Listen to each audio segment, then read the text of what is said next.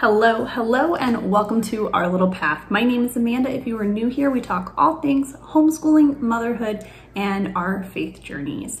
Today, I am coming at you with a review on literature guides by Memoria Press. I have guides from the first grade curriculum and their third grade curriculum. Now, I do not have the whole package, but I feel pretty confident in saying that what you see from the pieces of the package that I have would be similar to the other books that they offer for literature guides. So if you are not familiar with Memoria Press, they are a classical Christian curriculum organization.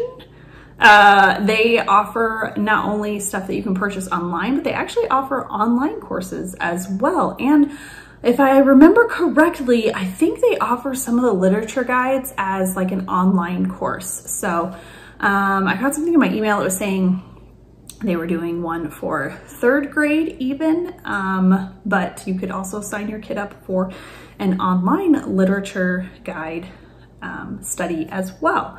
And they go up through high school, I believe. So pretty cool. I've been eyeing their stuff for the past 2 years or so since I got acquainted with them, but I actually never purchased anything from Memoria Press until now. I felt like the kids needed some reinforcement in what they were either listening to while I was reading aloud, like in Lewis's case, or with what they're reading and how their comprehension is.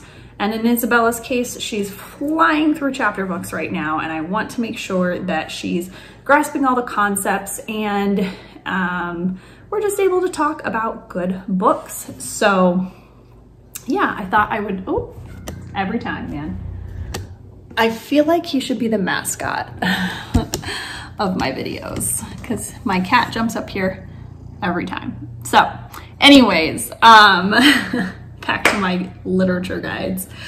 I figured I would give you guys a little bit of a look through, tell you a little bit about them. And yeah, so the first grade literature guide, I think there's 2 portions of it and I got 1 portion, if I remember correctly.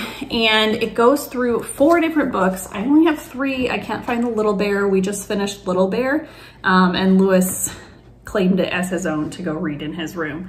So I have the other 3 books here. So it's Little Bear, Frog and Toad Are Friends, Caps for Sale, and Make Way for Ducklings are the 4 books that you study in this literature guide. And then when you buy the package, it comes with the teacher guide and the student guide as well. So I really like the teacher guide. It mostly just like gives you most of the answers, which it's pretty simple. Like you really probably don't need the answers for most of this stuff. But at the beginning, it tells you how to kind of go through the lesson plan and how to read it with your students or have them read it, and different ways that you can kind of go over the materials with them. So I really like that. They give a lot of comprehension questions to the kids. They have even like here laid out in like a lesson plan what you would do day 1. And I will show that in our look through.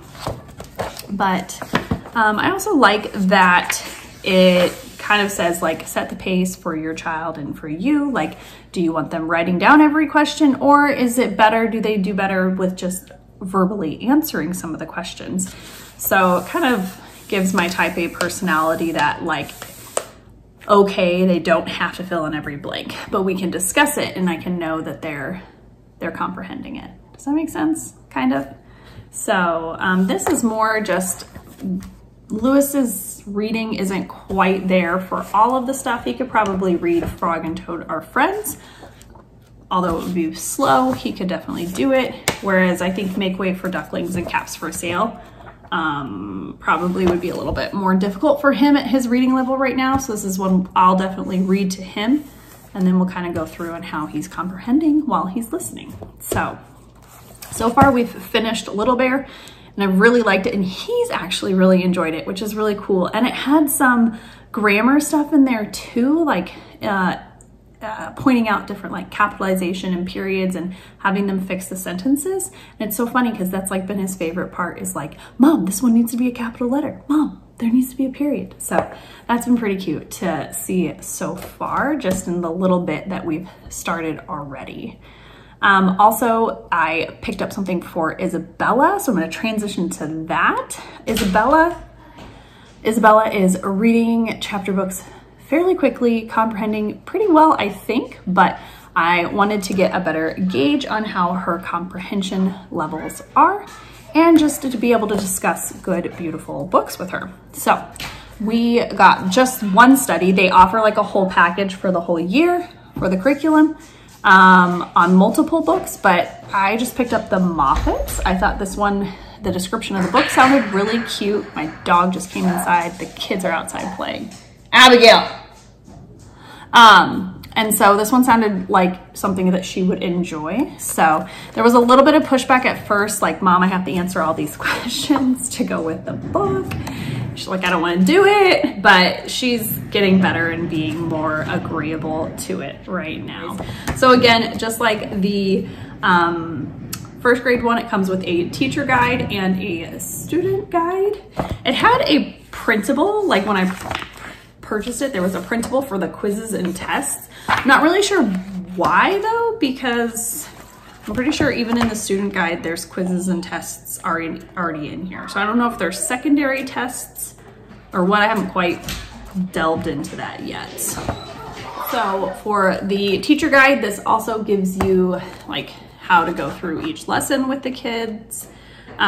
These have obviously like a little bit more detailed since it's third grade, but I really have been enjoying it. They also give you things on like how you can kind of break it up so they're not writing tons of stuff for each section. They can also discuss it orally as well. And they also say, like, you know, for younger students, maybe start with 1 to 2 sentences for an answer, or for older students, to, you know, encourage them to work on their grammar, their punctuation, and adding more sentences or descriptions to their answers. So I really like that. It's definitely very like classical in style, in using discussion questions, utilizing writing, and trying to kind of incorporate other areas of like reading and writing into the questions. So I really like that. Also the student guide, which I'll show you when I do the look through, they offer a lot of cool enrichment things. Some are like draw a map. They have storyboards. They also, I've seen like a crossword puzzle and things like that at the back for the kids to do. And I also like that they've given like a biographical information on the author, as well as like a timeline of events around when the book was written. So one of the questions today that Bella was working on was, you know, how can we tell the book is like taking place in the early 1900s? And it gives you like 10 years or so of events and things that happened during that time period. So it was really cool that she's able to read kind of about that and get like a little history information as well. So let's flip this around. We'll do the look through, and then if you guys have any questions, let me know in the comments below. Okay, so I think first we'll look through the first grade Storytime Treasures. So here we have the 3 out of the 4 books. There's also Little Bear. And then we have the teacher guides here.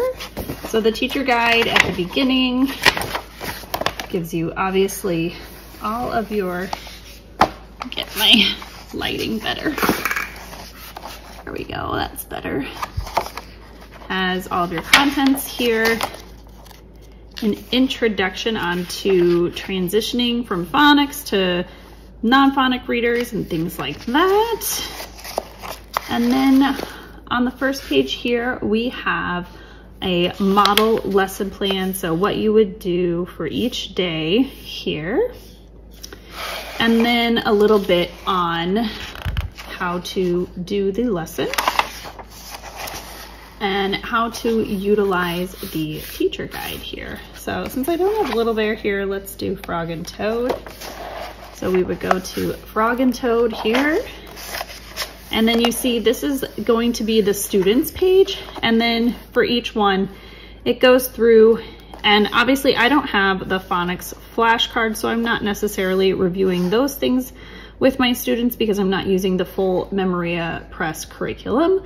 But if you were using their curriculum, it would also be giving you these things to be practicing with them. And then, you know, the answers to what the pages you're working on. So here is a look at the student guide. I like how this is the spiral bound, so you can flip it up. Let's go to Frog and Toad.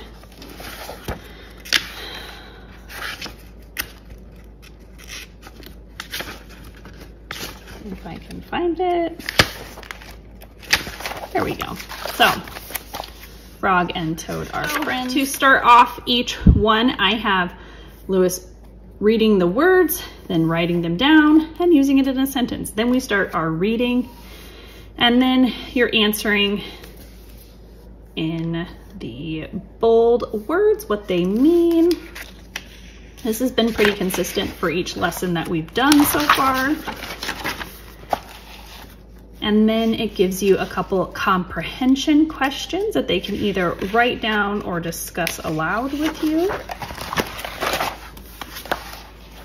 And then it will go through some kind of learning. So this is where a lot of the grammar will come into play, things like the capitalization and the period. I had a friend who's upset come and join me. You might hear him. So this is the section that like they do some kind of grammar. So here now I see them talking about verbs. They also, this is where like the capitalization and punctuation came into play.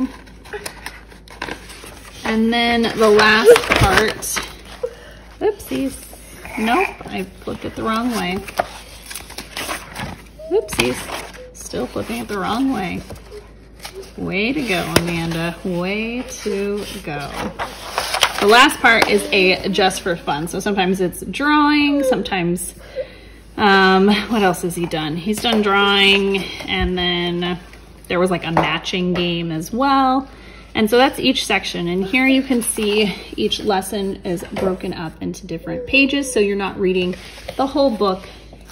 You're just reading different parts of the book for each lesson. Okay, now moving on to third grade for the Moffat's Literature Guide. Came with the book, obviously, student guide and teacher's guide. The teacher's guide is very similar to the first grade with the table of contents, and then preparing to read, and then what to do after your student or you reads aloud. And then it goes into each lesson. And each lesson as well is broken up into what chapter, what part, and what page they are reading for the specific lesson. So I will get to the kids book first because it's a little more fun. So the student guide here.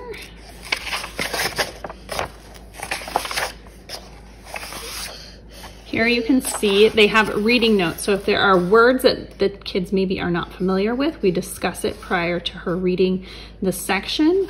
And then there is vocabulary words that she is helping describe or look up.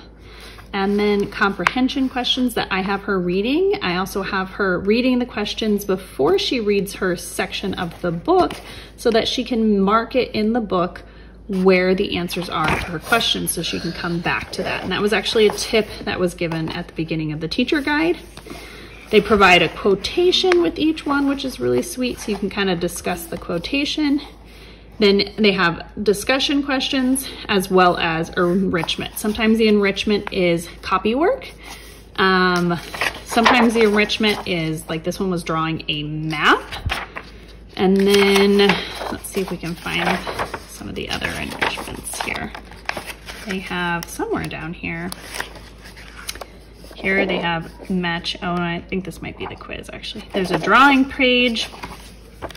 And then at the back of the book here, oh, see there's a crossword as well At the back of the book, we have and the appendix. Yeah, you like that book as well. So the appendix has things like I was saying at the beginning, has information about the author here. Timeline of interesting events. We were talking about like fun things to know, like the newspaper at the time of this book cost 25 cents. A gallon of milk was 34 cents. So just kind of fun things that we got to look at and how the comparison of the prices today are. Also gives you some interesting books that maybe would be similar time period if your child really liked it. And then at the back are some of the extra enrichment things that you might need. So that is the student guide. We are enjoying it so far. It took a little bit for her to kind of jump into it, but now it seems to be going well. Hang on, buddy. So if you have any questions about the student guides, or I'm sorry, the literature guides, let me know. I would be happy to try and answer it for you.